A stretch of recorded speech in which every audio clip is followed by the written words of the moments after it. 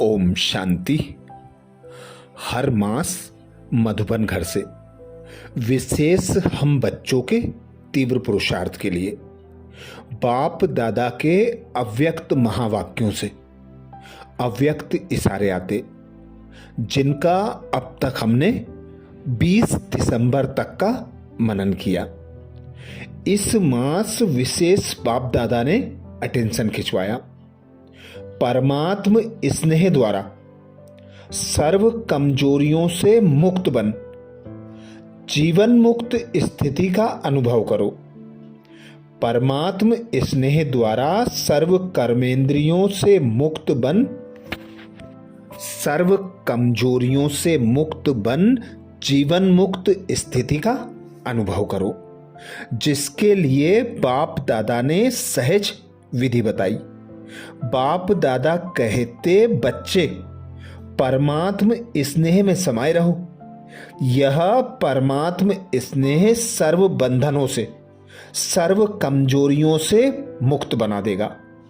तो इस दिसंबर मास में बाबा कहते, सभी बच्चे अलौकिक स्नेह में समाये रहो और बंधन मुक्त बनने का तीव्र पुरुषार्थ करो, क्योंकि नए वर्ष में ब्रह्मा बाप समान अव्यक्त फरिश्ता बन सदा उड़ती कला का अनुभव कर सकें। तो सदा यही बात स्मृति में पक्की कर लो। मेरा तो एक बाप, दूसरा ना कोई। सर्व बंधनों से कमजोरियों से स्वतः और सहज मुक्त हो जाएंगे। जीवन मुक्त स्थिति का अनुभव करने के लिए बाप दादा कहते, बंधनों से मुक्त बनो, जिसके लिए 21 दिसंबर को विशेष बाप दादा ने इशारा दिया। अपने तकदीर की तस्वीर को देखते हुए कर्म करते भी मेहनत से मुक्त हो खुशी का अनुभव करो। कभी भी दुख के आंसू ना आए। अपने तकदीर की तस्वीर को देखते हुए कर्म करते भी मेहनत से मुक्त हो खुशी का अनुभव करो। कभी भी दुख के आंसू ना आए। मन में दुख की लहर आना माना मन के आंसू। तो ना आंखों से आंसू आए ना मन से। ऐसे रोने से मुक्त बनो। भाग्यवान खुश नसीब आत्माओं के पास दुख की लहर आ नहीं सकती। अर्थात कोई भी कर्म करते, संबंध संपर्क में आते, सदा स्मृति रहे कि जो हुआ है वह कल्याणकारी है, जो होने वाला है वह और भी कल्याणकारी है, और जो हो रहा है वह भी कल्याणकारी है। यह स्मृति रहे कि करावन हार ने कर्म करा लिया और मैं निमित्त आत्मा कर्म करके आगे बढ़ती जाऊं। 22 दिसंबर को बाप दादा ने इशारा दिया। ब्राह्मण जीवन में आलस्य और अलबेलापन भी बहुत बड़ा बंधन है।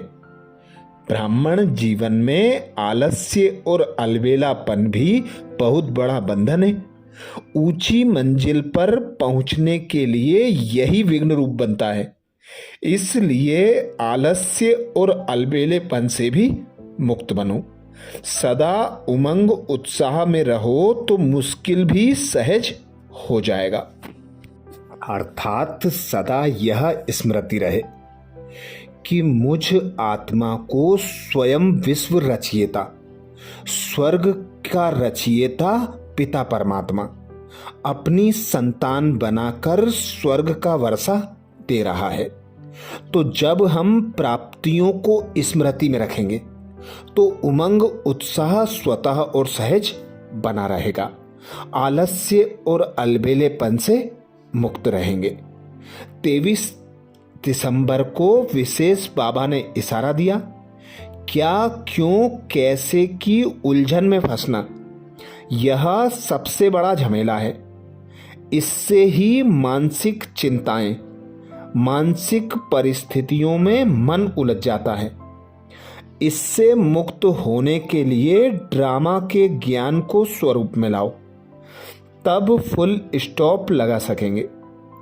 कभी भी झमेलों में फंसकर लौकिक परिवार में, व्यवहार में, देवीय परिवार में प्रॉब्लम रूप नहीं बनो। अर्थात बाबा की श्रीमत स्मृति में रहे कि 3 निश्चय बाबा ने हमें कराए हैं। एक, मैं आत्मा निराकार हूं, अजर अमर अविनाशी हूं। दूसरा, मेरा पिता परमात्मा अजर अमर अविनाशी है। तीसरा, ड्रामा कल्याणकारी है। जब 3 स्मृतियों पर हम निश्चय बुद्धि रहते हैं तो कैसी भी परिस्थिति आए, विघ्न आए, समस्याएं आए, हम क्या, क्यों, कैसे, ऐसे वैसे के प्रश्न में नहीं उलझते, क्योंकि जो भी हो रहा है कल्याणकारी है। यही स्मृति के साथ हम हर विघ्न, हर समस्याओं को बाबा को साथी सहयोगी बनाकर स्वतः और सहज पार कर लेते हैं। 24 दिसंबर को बाबा ने इशारा दिया, स्वमान और अभिमान के अंतर को महीनता से चेक करके बोल चाल, उठने बैठने में जो अभिमान दिखाई देता है या अपमान की जो फीलिंग आती है, इस अपमान और अभिमान से भी मुक्त बनो। जब अपने बुद्धि के अभिमान, श्रेष्ठ संस्कार स्वभाव के अभिमान, सेवा की सफलता के अभिमान से मुक्त बनो, तब ब्रह्मा बाप समान संपूर्ण फरिश्ता बन सकेंगे। तो स्वमान में रहना अर्थात अभिमान से, मैंपन से, मान की इच्छा कामनाओं से मुक्त रहेंगे। सदा निर्माण होकर रह सकेंगे, हल्के, न्यारे और एक बाप के प्यारे बन सकेंगे। 25 दिसंबर को बाबा ने इशारा दिया, ब्राह्मण जीवन की विशेषता प्रसन्नता है, इसलिए चलन और चेहरे से सदा प्रसन्नता की झलक दिखाई दे। चाहे कोई गाली भी देता हो तो भी चेहरे पर दुख की लहर ना आए, ऐसे अप्रसन्नता मुक्त बनो। सर्व प्राप्तियों की स्मृति सदा प्रसन्नचित्त बना देगी। तो श्रेष्ठ ब्राह्मण जीवन की स्मृति, श्रेष्ठ पिता परमात्मा का साथ हो, श्रेष्ठ संगम युग की स्मृति, हम बच्चों को सर्व प्राप्तियों की स्मृति स्वतः और सहज प्रसन्नचित्त रखती है। इसके लिए ही बाबा कहते, चाहे कोई भी गाली दे, कोई अपशब्द कहे, तो भी आपके ऊपर प्रभाव ना दिखाई दे। आप सदा एक रस प्रसन्नचित्त दिखाई दे। 26 दिसंबर को बाबा ने इशारा दिया, अपने आप को देखो, 5 विकार, 5 प्रकृति के तत्वों के बंधन से कितने % में मुक्त हुए हैं। लिप्त आत्मा है व मुक्त आत्मा है। शरीर का, संबंध का कोई भी बंधन ना हो। यह तो खेल खेल में फर्ज अदायगी निभा रहे हो। यह फर्ज अदाई भी निमित्त मात्र निभानी है, लगाव से नहीं, तब कहेंगे बंधन मुक्त। इसीलिए बाबा कहते, जो बच्चे जिम्मेवारी का टोकरा सर पर उठाते हैं वे गृहस्थी हैं, और जो बच्चे सारे बोझ बाबा को दे देते हैं वे बच्चे ट्रस्टी हैं। तो हर कर्म को निमित्त मात्र ट्रस्टी होकर करना, बंधन मुक्त स्वयं को बनाए रखने के लिए करावनहार पिता परमात्मा की स्मृति रखना, कोई भी जिम्मेवारी अपने सर पर नहीं लेना, सब निमित्त होकर कर्म करना, बाबा करावनहार को स्मृति में रख कर्म करना, तो कोई भी लगाव, कोई भी बंधन हमें अपनी ओर आकर्षित नहीं कर सकता। 27 दिसंबर को बाबा कहते माया के सर्व बंधनों से मुक्त रहना है तो सदा बाप के दिल तख्त पर रहो। इस तख्त पर रहने से माया कुछ भी कर नहीं सकती। ऐसी दिल तख्त नसीन आत्माएं शरीर के बंधन से भी सहज ही मुक्त हो सकती हैं। फाइनल पेपर है अंतमति सोगति। अंत में सहज रीति शरीर के भान से मुक्त हो जाए, यह है पास विद ऑनर की निशानी। लेकिन यह तब हो सकेगा जब शरीर रूपी चोला टाइट ना हो, अर्थात अशरीरी बनने का अभ्यास बाबा रोज बताते कि आकारी, साकारी और निराकारी स्थिति में स्थित होने का अभ्यास करो। जब भी कर्म करना है देह का आधार लो और कर्म होते ही देह से मुक्त, न्यारे और प्यारे बन जाओ। यह संगम का ही श्रेष्ठ समय है जब हमें स्वयं भगवान का दिल तख्त मिलता है। तो बाबा के दिल तख्त पर विराजमान रहना माया के बंधनों से मुक्त रहने का आधार है। 28 दिसंबर को बाबा ने इशारा दिया, बंधन मुक्त आत्मा जब चाहे शरीर का आधार ले और जब चाहे शरीर का भान छोड़ अशरीरी बन जाए। इसके लिए अपने संस्कारों में भी ईजीपन हो। सर्विस प्रति यह शरीर रूपी वस्त्र का आधार लो और सर्विस समाप्त तो होते ही इन वस्त्रों के बोझ से हल्के और न्यारे हो जाओ। अर्थात कर्म करने के लिए कर्मेंद्रियों का आधार लेना और जब भी समय मिले अशरीरी होकर बाबा की याद में खोए रहना, यही न्यारे और हल्के प्यारे बनने का बाबा आधार बताते। 29 दिसंबर को बाबा ने इशारा दिया, सर्विस करना यह भी अपने को संपूर्ण बनाने का मीठा बंधन है। इस बंधन में जितना अपने को बांध लेंगे उतना और सर्व बंधनों से मुक्त होते जाएंगे। यह मीठा बंधन अभी के लिए है, फिर कभी नहीं होता। सभी इस ईश्वरीय स्नेह के बंधन में बन जाओ तो दूसरे बंधन अपने आप कटते जाएंगे। अर्थात बाबा ने पहले भी श्रीमत दी है, कोई भी कर्म करते हो सेवा समझकर करो।